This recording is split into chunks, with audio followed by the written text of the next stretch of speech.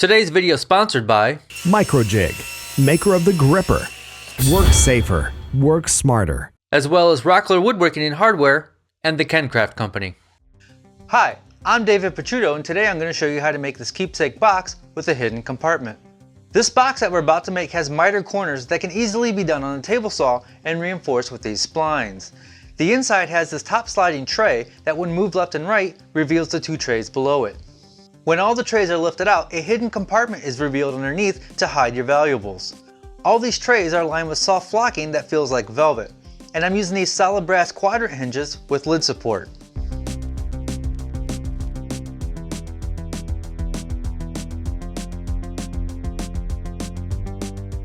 For this box I wanted to use special exotic wood, so I went to KenCraft, my local hardwood dealer, and picked out some Picciuto for the sides, zebra wood for the top and bottom, and ebony for the splines. Since these exotics are sold by the foot, I had KenCraft cut them down to the amount I needed.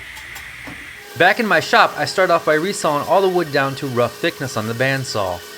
If you want to learn more about how I resaw, check out my video, Resawing Without Gadgets. There will be a link on the screen as well as in the description. The Picciuto I got was nearly 2 inches thick, and I could easily get two 5/8 inch thick boards out of it. And the 3/4 inch zebra wood will be resawed into 2/4 inch boards for the lid and bottom.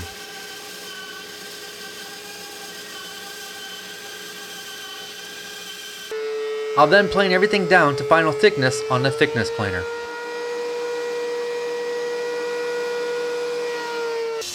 Next, I'll cross cut the 4 sides to length and then rip to width on the table saw. For the zebra wood used on the lid and bottom, I'll rough cut the size, then cut to an exact fit in a later step.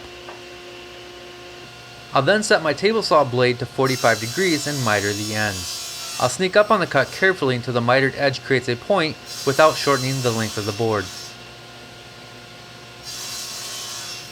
The lid will be made up like a picture frame, so I'll start out by ripping to width. Then, using my picture framing sled, I'll miter the corners and cut to length. You can learn more about this miter sled and how to make it in this video here. I'll post a link in the description. Now I'll cut a groove in the 4 lid pieces to accept the 1/4 inch zebra wood panel. I'll run a pass over the blade, then flip the board around and run another pass. This will center the groove. I'll then move my fence out slightly and repeat until my panel fits.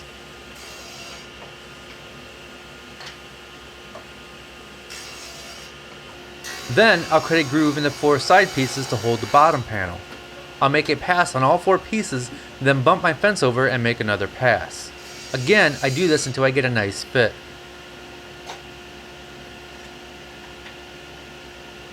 Next, I'll cut the top and bottom panels to fit. There should be some wiggle room across the width so the panel can expand and contract through the seasons.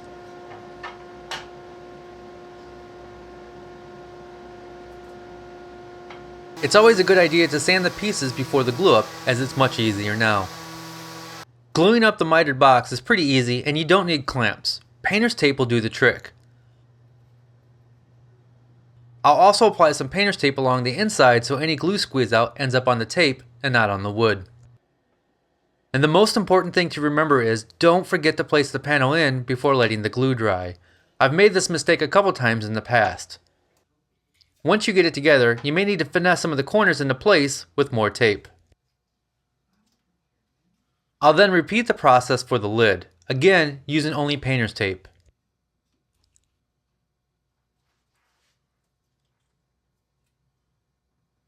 Once the glue dries, I'll then cut a groove in the corners for the ebony splines. This will add plenty of strength to the mitered corners, as glue alone will not last since there's no long grain to long grain contact. The spline jig you see me using here was made to ride over my table saw fence, but I've since upgraded the fence and the jig no longer fits. But as you can see here, it works just fine up against it. If you want to learn more how to make this jig, I'll put a link in the description down below.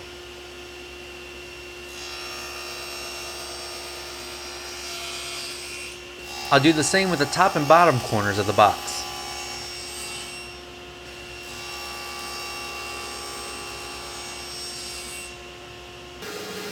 Now I'll bandsaw some ebony to the thickness of my table saw blade and then cut them into triangles.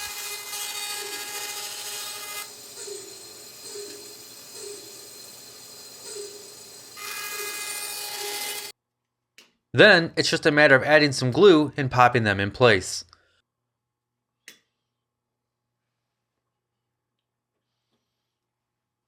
Once the glue dries, you can sand them off or use a flush trim saw to remove the excess.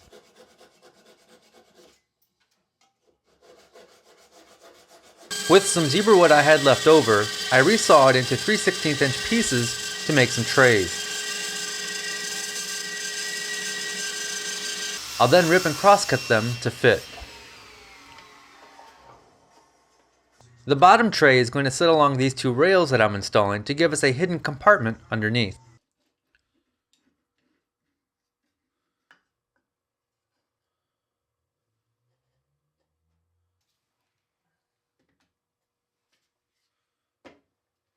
And the top tray is only half the width, which will slide left and right, revealing the bottom tray.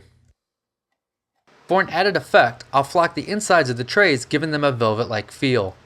If you want to learn more about flocking, check out my video in the description below. Here at the router table, I'm adding a 45-degree chamfer to give the box a nice shadow line along the bottom and a place to put your fingers when opening the lid.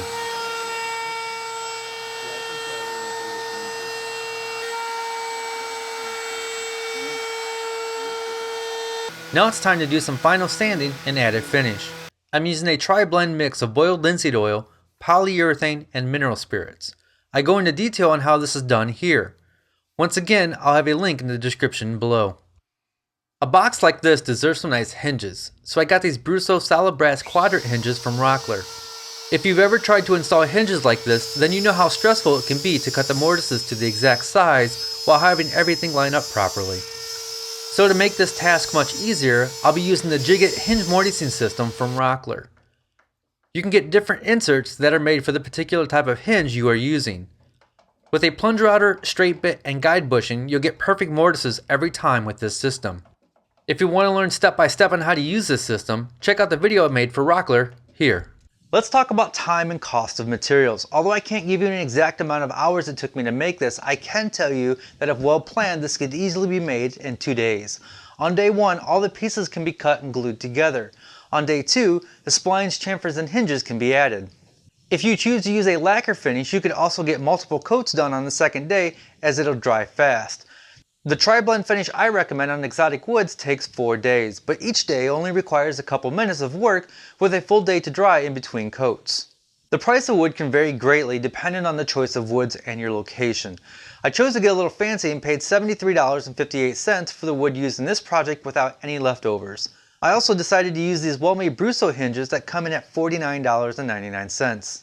Yes, the Brusso hinges cost a pretty penny, but you can feel the difference in quality as soon as you hold them in your hand. They have high standards and a very good reputation for being the best in the business. So after taxes and shipping, the total cost of materials was $135.62, which doesn't include flocking and finish, which is a little hard to calculate without a team of scientists equipped with weights and scales. I'm really happy with the way this box came out. The top tray slides effortlessly across the bottom tray and everything lifts out to reveal the hidden compartment. All the joinery is mitered corners that are easily done on the table saw, reinforced with splines. And the solid brass hinges complements the exotic woods and the design.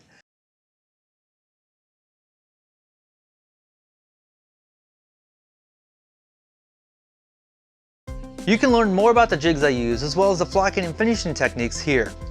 You can also get plans and view detailed photos of this project on my website.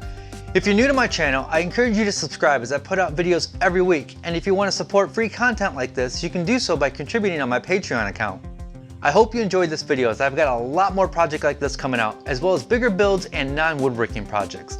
As always, be safe, stay passionate, and make something.